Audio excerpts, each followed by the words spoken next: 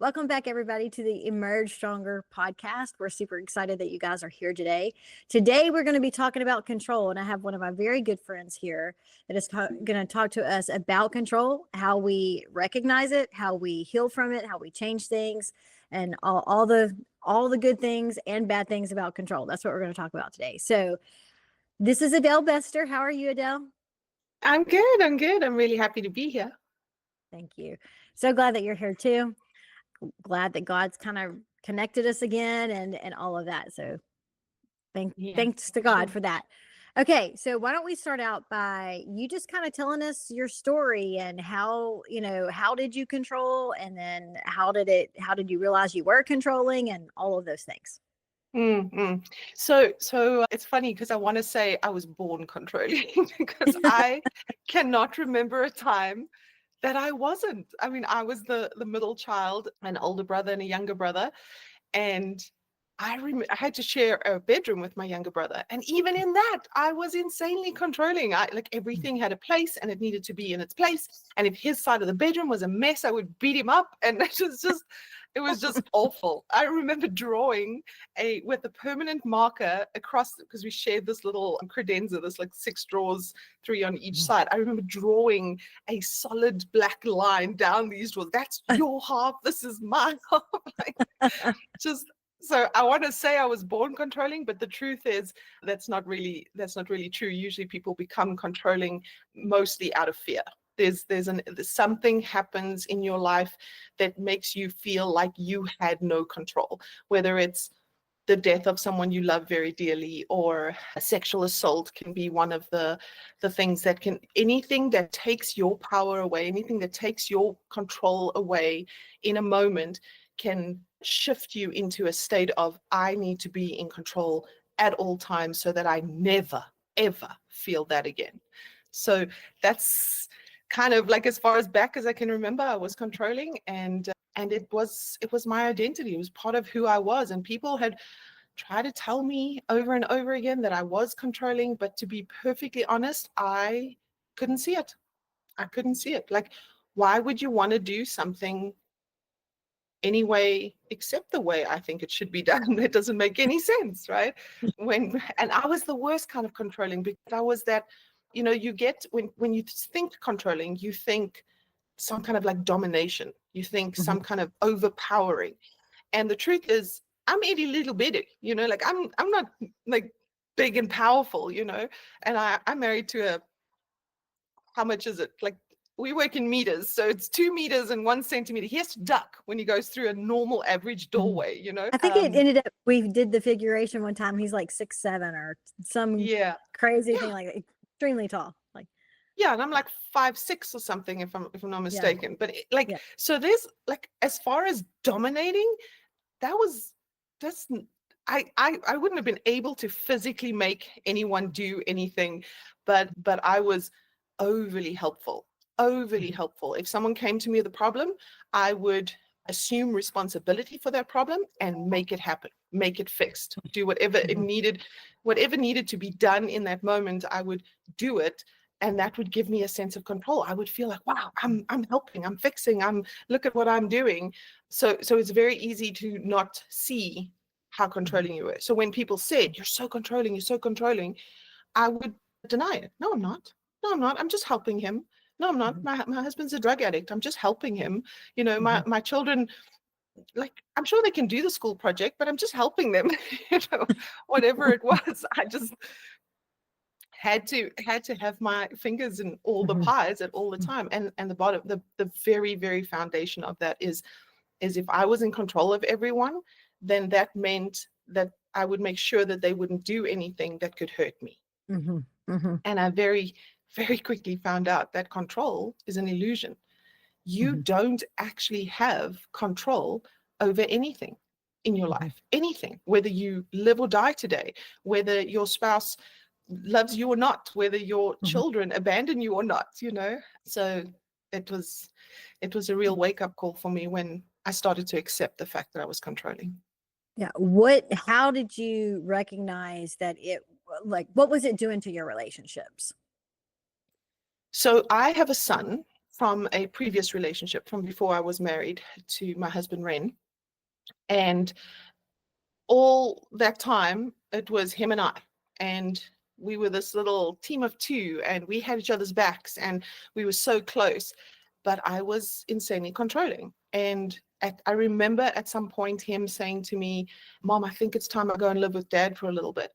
And I was devastated. Absolutely. I took that so personally, and I couldn't see why.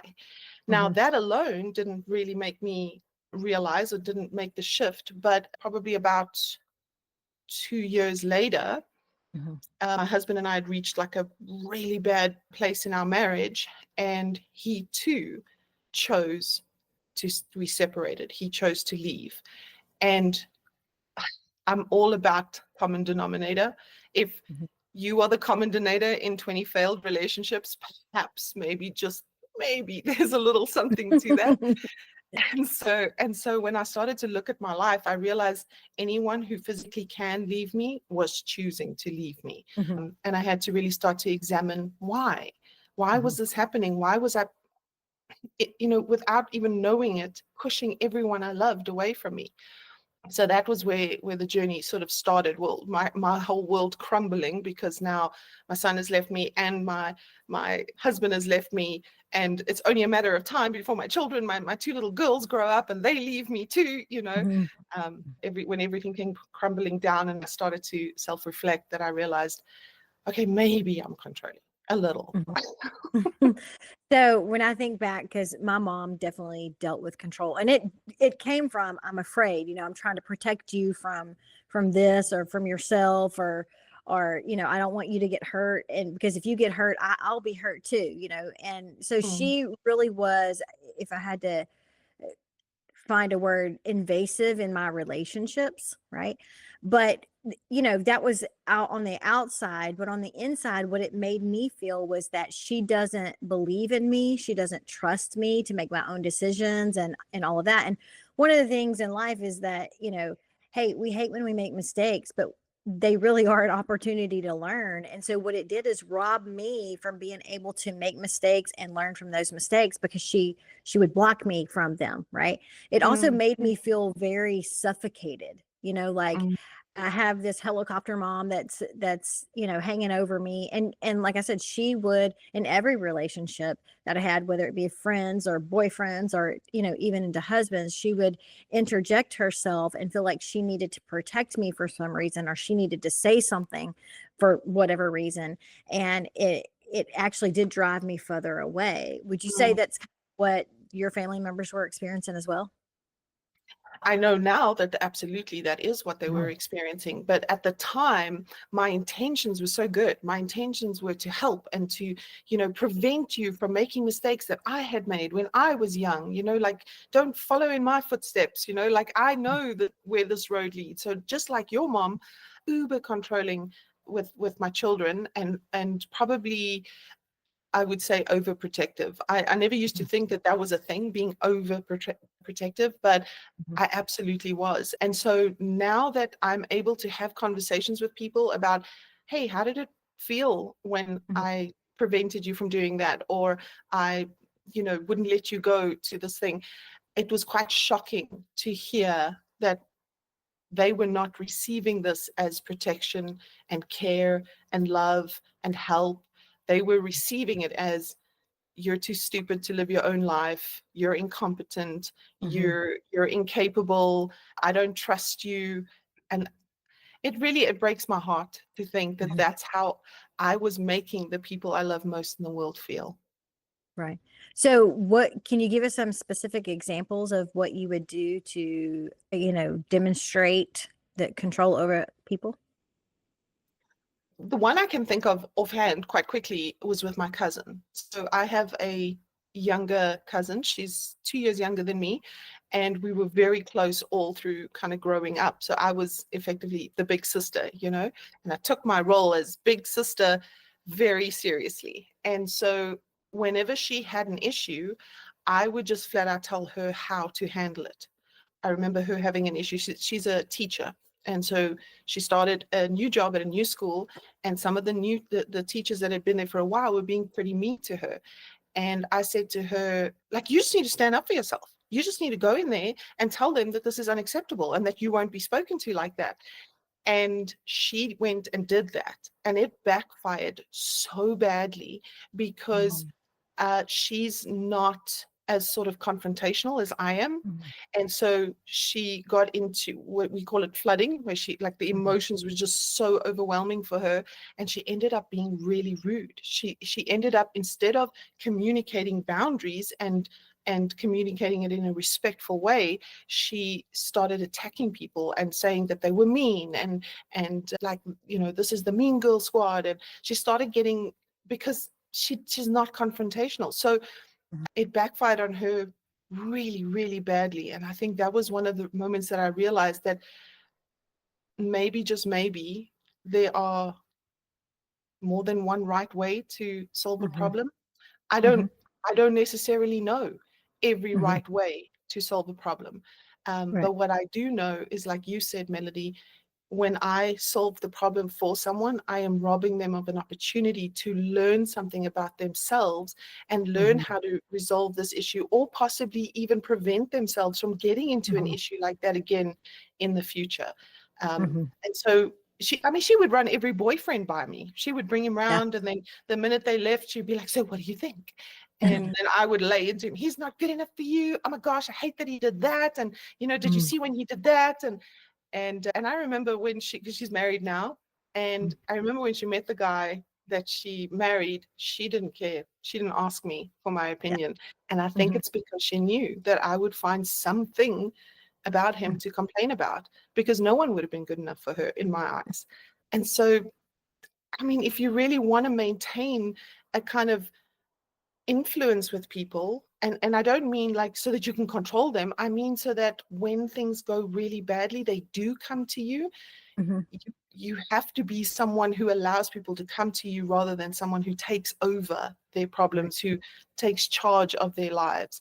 Mm. You're not doing anyone any favors in Right. doing that. Even looking at children, you're like, everybody has that need for self-determination. And if a 2-year-old is trying to, I don't know, climb on top of the cabinet and you're constantly taking them down. And I'm not saying, hey, let the 2-year-old climb on the cabinet, but what do? They throw a fit, they kick their legs, they want something. So we have that deep need for self-determination. And we do have a certain level of control over our children at certain aspects, but as they move into adolescence and puberty and all that type of thing, that has to shift, right? It has to shift from Mhm. control to influence. And that was one of the things that experience or living with a parent that was very controlling. And believe me, I was mad at her for a long time about it, and then I was overly sensitive to her. Like if I wanted to go to Burger King and she said let's go to McDonald's, I'd be like, why does it have to be your way? And it was Mhm. just, she was just like, McDonald's was closer. You know what I mean? Not that we go to those places, because we don't, but it's just an example. So I would be overly sensitive about it, and go through it. Mhm. But I did say with my kids, I didn't want to make them feel the way she made me feel, like I was incapable of making a good decision or what. And looking back, I did make some doozies of decisions, right? Make some, Don't but we I have all? learned from every single one of those, and it did make me feel like she had no confidence in me to Mhm. make good decisions. So let me ask you this: how did what happened to you? Like, you had some type of epiphany and you realized, hey, look, I'm too controlling. And then what did you do to Mhm. combat that? That's a good one. That's a good one. Mm. Before I jump into that, if you don't mind, like when you were talking about like the mom-daughter relationship, my eldest daughter has always been incredibly strong-willed, and I remember like like wrestling her to get an outfit on her that I wanted her to wear, because like, we're going to Mhm. church now and I need you to look nice, and Yeah. like, or we're going to the in-laws and I need you to look nice. And I remember when like I eventually just gave up because the power struggle was too much. And she has the nickname in our family. I mean, she's better. She's 13 now, but back then she literally dressed like a homeless princess. She would wear Mhm.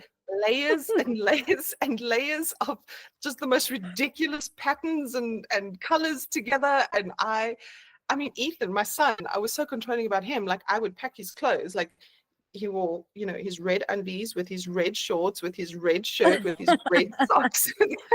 It was packed out for him so he couldn't mess it up. So I get that. And what's interesting about that is my mom was the opposite of controlling. She let me do whatever I wanted, and I took that as, well, you don't care about me. The fact that you just let me do whatever. And so, we all think our parents did the worst job in the world. And so I try to be the opposite, to be overly involved and overly assertive with my kids. And so I get it. I'm But glad I'm that's an more interesting balanced. point. Yeah, that's an interesting point because I think it does go back to our perception. So my perception of what my mom was doing, which her perception was, I'm protecting you, right?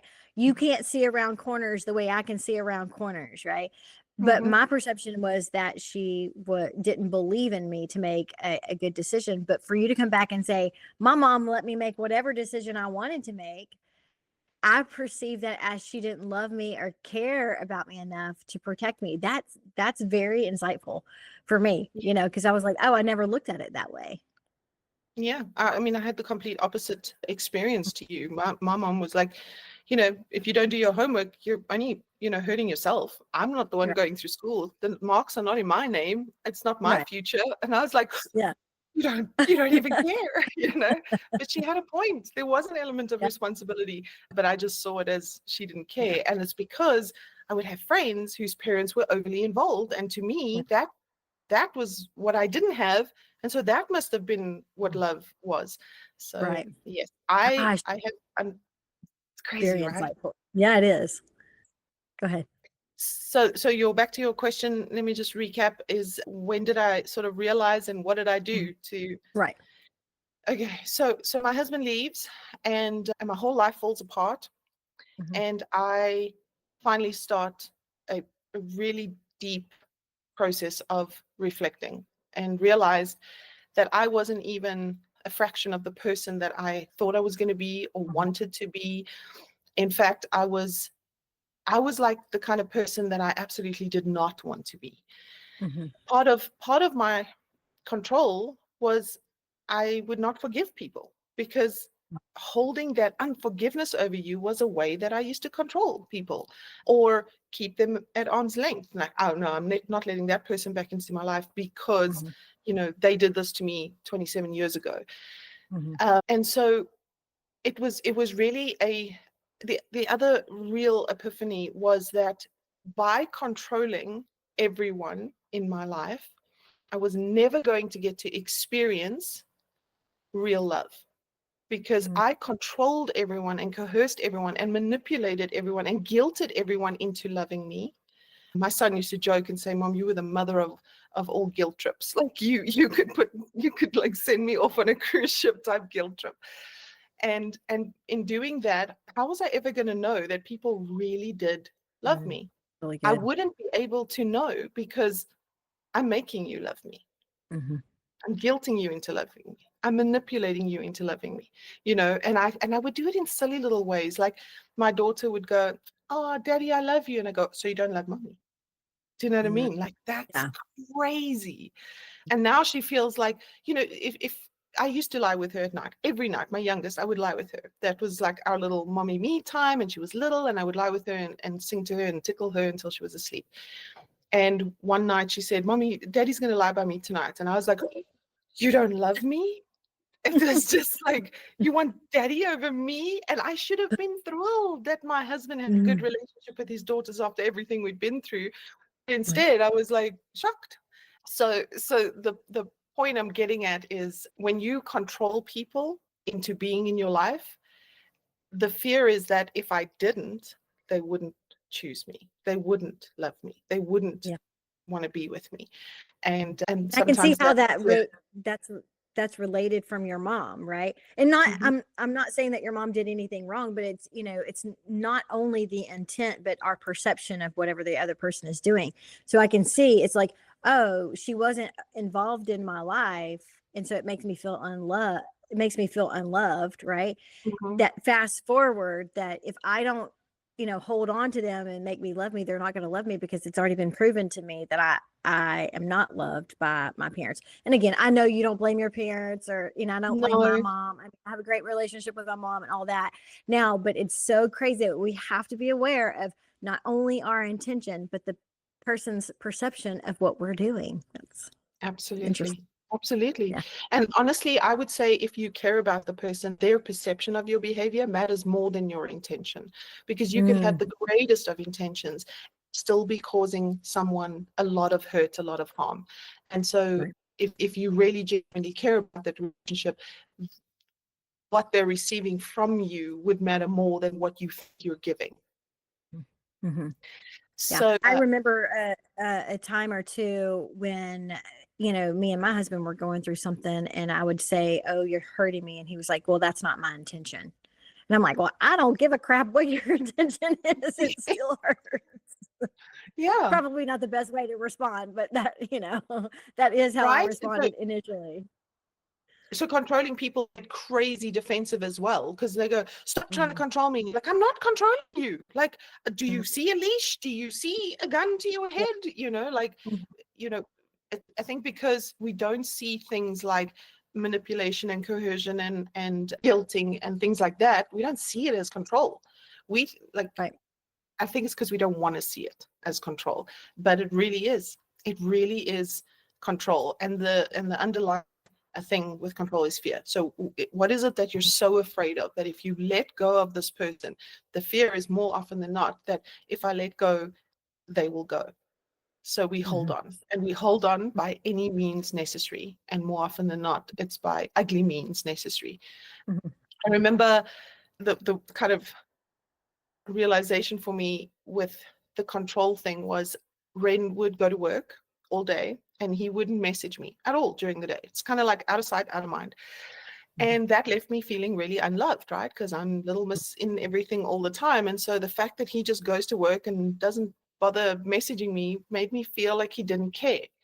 And I was complaining about this in a marriage counseling session. And so the marriage counselor said to Ren, why don't you message her? And he's like, oh, I get busy. I'm distracted. Like, I don't have time to. And so the marriage counselor thinks to himself, well, this is a really easy fix. He says to Ren, take out your phone. And he had Ren put a reminder on his phone at 10 a.m. and 3 p.m. to message wife, right? And so, and Ren probably needed a reminder about who to message specifically because, there were so many women who were struggling. I'm just kidding. I'm just kidding. I'm just teasing. So, You would so tell that joke even if he was in the room. I I know that. so would. I so would. Well, I've joked with him before and gone, you didn't really have a type. It was just like female, really. It's funny. But I don't blame him. I was a nightmare wife. I don't take responsibility for his affairs, but I can totally see how being married to me might have driven anyone crazy at that Mhm. point in time with the way I was back then. Yeah. Anyway, so I he gets remember his when I was little, my mom used to say things like, Jesus is upset with you for doing that, so using Jesus to control. But then in my own marriage, I would be like, the Bible says, and you're not doing what the Bible says. And I'm like, man, the very thing that I hated that she did, in some ways, I did that in my own relationship.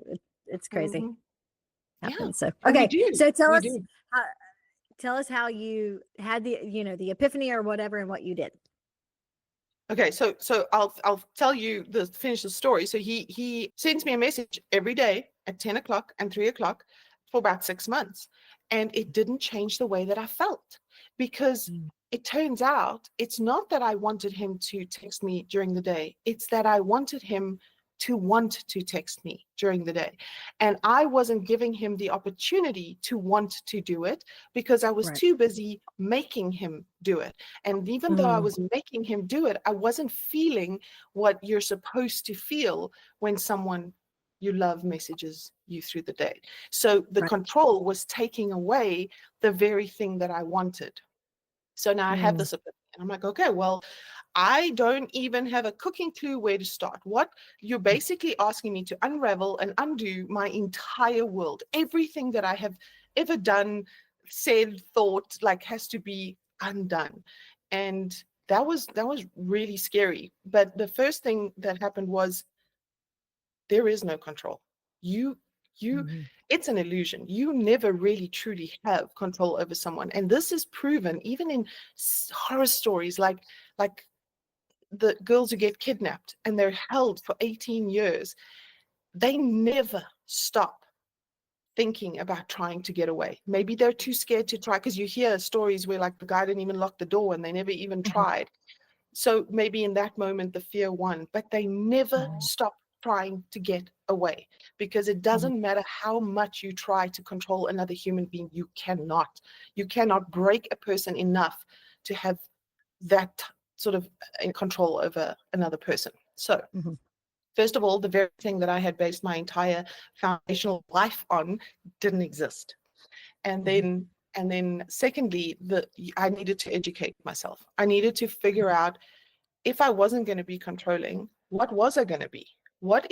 How does a non-controlling person, I don't even know what the opposite of controlling was. Like, what Mhm. was that going to look like? How does someone who's not controlling speak? Like, I would have to just be quiet all the time. Mhm. And I don't know how to do that. So I did research. I was like, okay, what is the opposite of controlling in a relationship? Mhm. And the research basically suggested that it was acceptance, being accepting. And what Mhm. that looks like is, I accept you where you're at with whatever struggle you're going through. I accept that this is your journey that you need to go on. You need to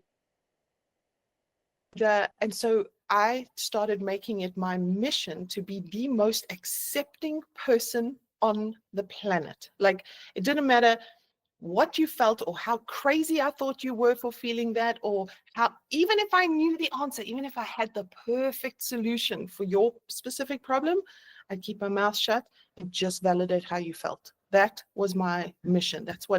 And it was so uncomfortable for me at first, Melody. And I'll say this about all the changes I underwent, was that all of them, when I start working on them, were so uncomfortable, I felt like I was living a lie. I felt like I was being someone I'm not. I felt all of those things. And I want to say to anyone who's trying to change themselves or work on themselves, that is a good sign. It's normal. And it will only feel like that until it is your new normal. Then it won't Mhm. feel awkward anymore. Now it's more easy for me to be accepting than it is for me to be controlling. The minute I go into control, I even said to Ren a couple of hours ago, I was like, oh, was that a bit controlling? Did you feel controlled? And it was just a suggestion about our schedule. You know what I mean? Yeah. Like, I'm so sensitive to it now that I think I would have to put some real effort in to go back Mhm. to Mhm. being a controlling person. Like, I think if I became controlling now, it would feel unnatural. Right. So it can be done. It's going to be awkward. It's going to be hard. It's going to feel very uncomfortable until it doesn't, until it's you, until you Mhm. are now little Miss Acceptance. Mhm. Okay, so what happened to your relation? Like, you had this epiphany that you don't really have control, and you started offering acceptance. How did that affect your relationships? Well, interestingly, the people in my life started accepting responsibility for their own actions.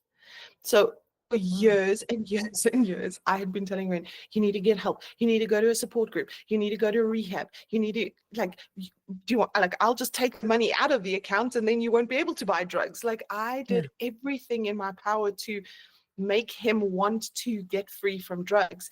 And the minute I just accepted the fact that he was a drug addict and this was a struggle that he was going to have, and this was his journey, and the only person who can really help him with this journey is God himself, Mhm. he started to take responsibility. He started to say things like, I really need help. Maybe I should go to a support group. And I felt like shaking him, going, really? What a great idea. Like, I haven't been saying that for 8 years. But here's the difference. When I'm saying it, it's criticism on you. When you're saying it, it's you're taking accountability for what Right. needs change in your life. Mhm. When I took my hands off, people started to take responsibility for their Mhm. own for their own lives, for their own decisions. Mhm. It was pretty amazing. Even my son. Mhm. So did you then, after you started like accepting and not controlling, did you then experience the love that you so much desired from the people around you? A lot more, a lot Mhm. more. When people, I would even manipulate friends. I couldn't just pick up the phone and call a friend.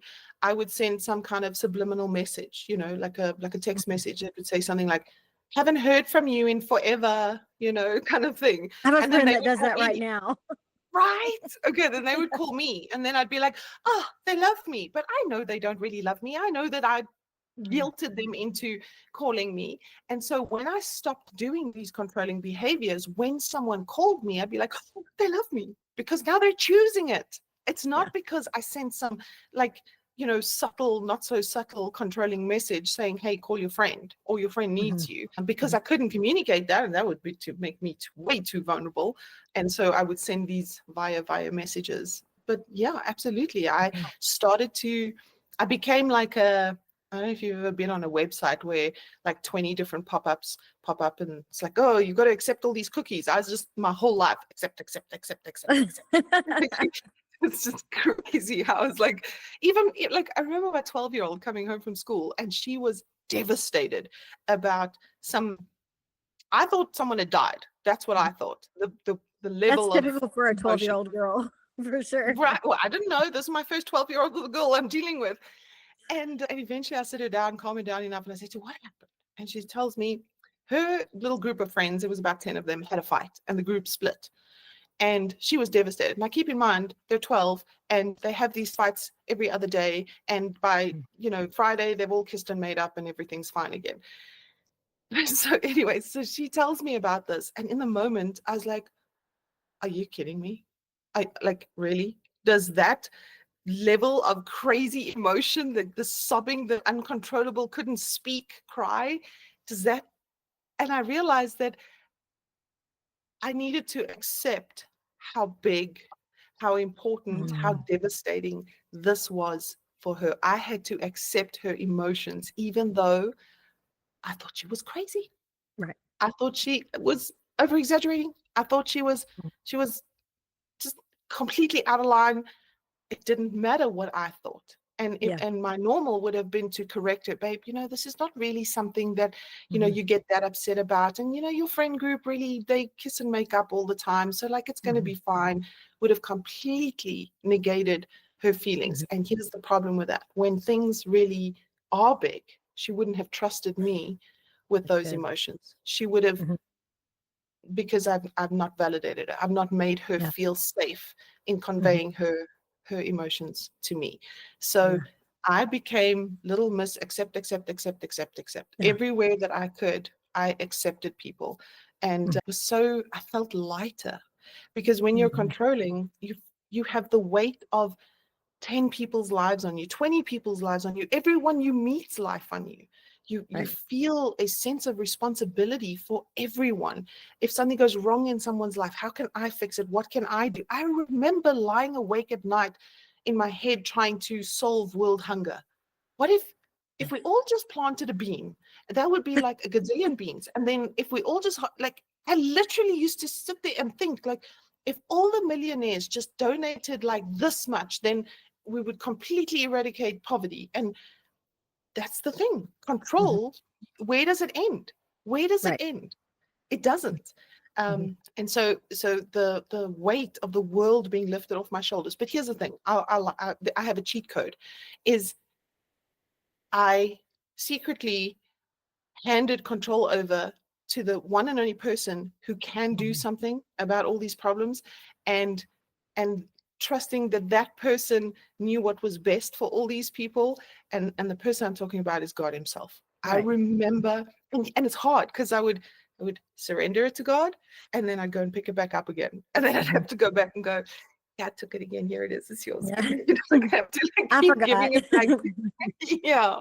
Whoops, my bad. I slipped. Here it is again. Yeah. But it was a journey. And now when I have an issue, I'm like, "Okay, God, this sounds like a you problem. This I Mhm. can't fix it. This sounds like a you thing." But it's a Mhm. freeing, and it's a really powerful thing to know that you're putting the people you love and the problems Mhm. that you face in the hands of someone who genuinely knows the solution, who genuinely knows the best possible outcome for that situation.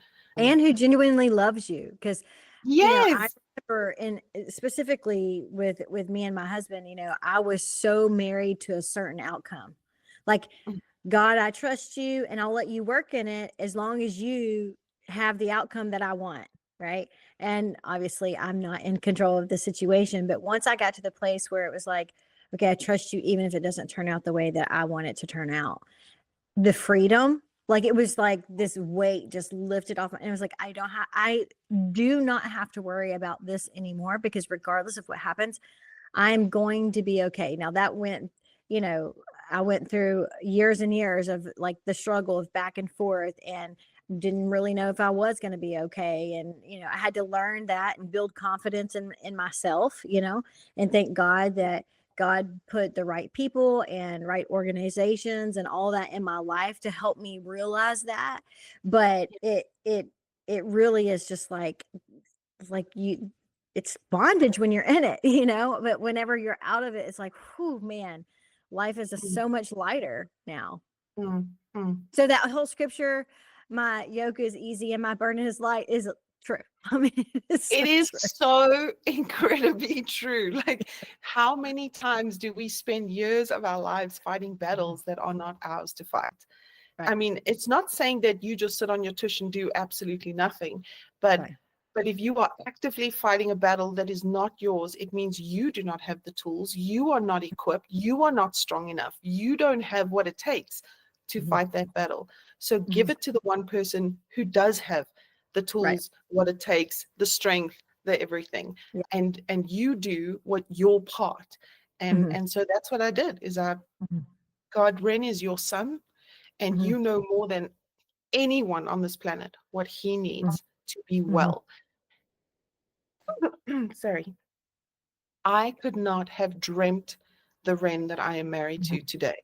Yeah. When I, was making my Ren list to God, it was like, okay, make him considerate and make him, a better father, and make him a this and make him a that. And the things that God fixed in my husband with things that I didn't even think to Mhm. ask. That whole story about the text messaging me during the day thing. Mhm. Now he drives 2 minutes down the road to the gym, and I get a text message: miss you already, gym sucks without you. Like, and it's, I never asked for that. Yeah. It is insane. It is Yeah. insane. That's amazing. Okay, so if there's somebody that's struggling with control right now, give us the top 3 things that you recommend for them to do. I think uncovering where it comes from is Mhm. probably helpful. You can't change what happened to cause you, to the thing that, flicked the switch over into control mode. You can't change that. But Mhm. knowing where it came from is really helpful. Mhm. So I would do a bit of a deep dive to, like, Mhm. where does this come from? What is the underlying fear? Because often when we play the fear through, we realize, actually, I'm going to survive that thing. Like, Mhm. I'm going to make it through that thing. It's not as bad as I thought it was going to be. Mhm. So uncovering the root is, I think, pretty important. And then I'm not a big fan of working with negative goals. And what I mean by that is, don't be controlling, don't be controlling, Yeah. don't be controlling. Mhm. Like, if you're in a group of friends and the whole time you're just thinking they don't be controlling, don't be controlling, your brain can't tell the difference between, does she want this or doesn't she want this? It Right. doesn't hear the word don't. All it hears is controlling, controlling, controlling. Right. So I would, rather than white knuckle through trying to not be controlling, I would rather you choose how you want to be. So Yeah. what is it that I am aiming for, rather Mhm. than what am I trying Right. to avoid. Mhm. So I would set a goal to become something, and then ask yourself, what can I do that Mhm. will portray that about me more and more and more. And then, like I said, it's going to be really uncomfortable. It's going to be really, really awkward, Mhm. until it's not.